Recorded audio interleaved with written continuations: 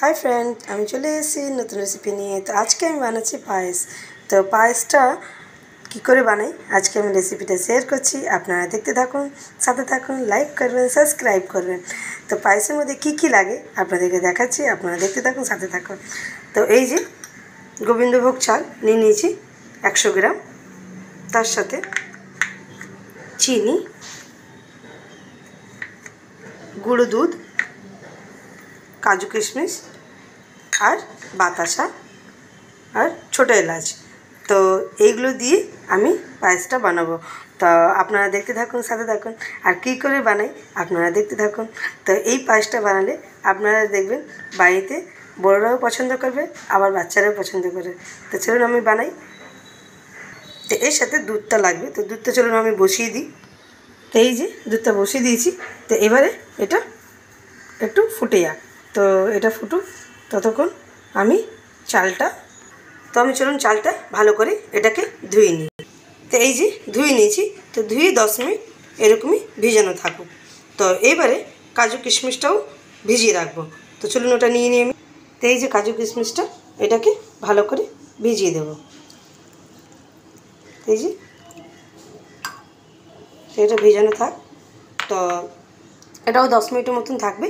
তো ততক্ষণ দুধটা এবার দেখে আসে। তো দুধটা এখনও হচ্ছে, দুধটা এখনও ফোটেনি। তো এটা ফুটুক, চলুন দেখে নিই আমি। দুধটা ফুটে গেছে এই যে। তো এইবারে চাল যেটা ভিজিয়ে রেখেছিলাম সেটা দিতে হবে। তো চলুন দিয়ে দিই। তো এই যে চালটা দিয়ে দিলাম। তো এবার ভালো করে সিদ্ধ হোক।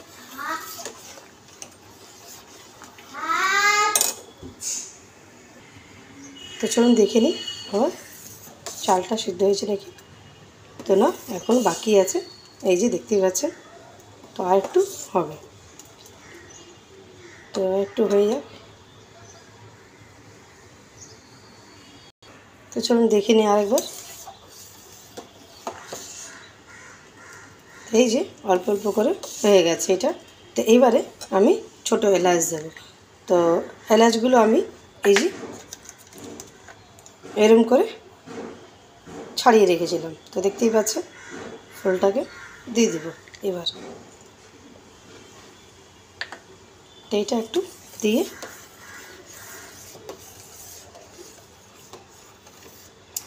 এরকম করে ভালো করে মিলিয়ে নেবেন। তো এটা একটু আরও ফুটে যাক, তাহলে গন্ধটা ভালো আসবে। তো দুধটা ফুটছে, তার আগে আমি একটু দুধটা বের করব অল্প করে। এই যে 1 হাতার মতন বের করে রাখবো। তো চলুন বের করে নিই আমি। তো এই যে বের করে রাখলাম, এই যে 1 চামচ মতন বের করে রেখেছি। তো আমি পরে দুধটা এবার দিয়ে দেবো এর মধ্যে। তো আমি 4 চামচ নিয়েছি এটা। তো এবার ভালো করে এটাকে মিক্স করে দেবো। এই যে এটাকে ভালো করে মিক্স করে দিলাম। এই যে দেখতে পাচ্ছেন, ভালো করে মিলিয়ে নিয়ে এবার দেব। তো এই যে ফুটছে, তার মধ্যে আমি এই যে মিলিয়ে দুধ রেখেছিলাম সেটা দিয়ে দিলাম। তো এটা ভালো করে এবার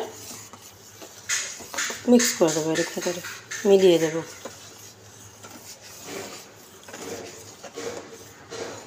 তো এইবারে আমি চিনিটা দেব। তো এই যে এবার আমি বাতাসাতে দেব। তো এই বাতাসাতে দিলাম। তো বাতাসা এই জন্য দিই কি, পায়েসের কালারটা খুব ভালো আসে। এই যে দেখতে পাচ্ছেন। তো আমি একটা বাটি দিয়েছি। তো এটা ভালো করে মিক্স হয়ে যায়।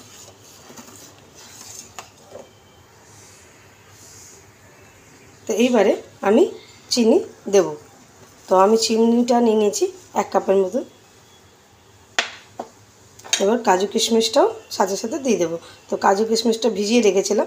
তো এই যে এটা দিয়ে দিয়েছি।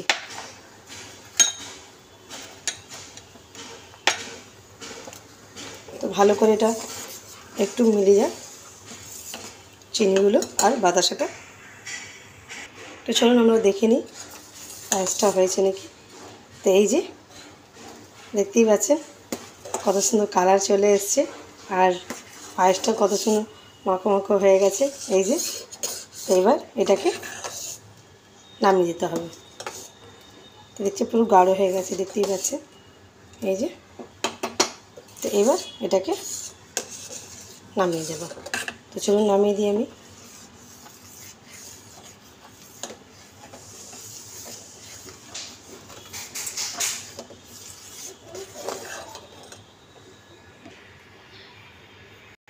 তো এই যে পায়েসটা বের করে দিয়েছি, এবার আমি কেশরটা দিয়ে ডেকোরেশন করে দেব। তো আপনারা একবার বাড়িতে এরকম বানাবেন। তো দেখতেই পাচ্ছেন।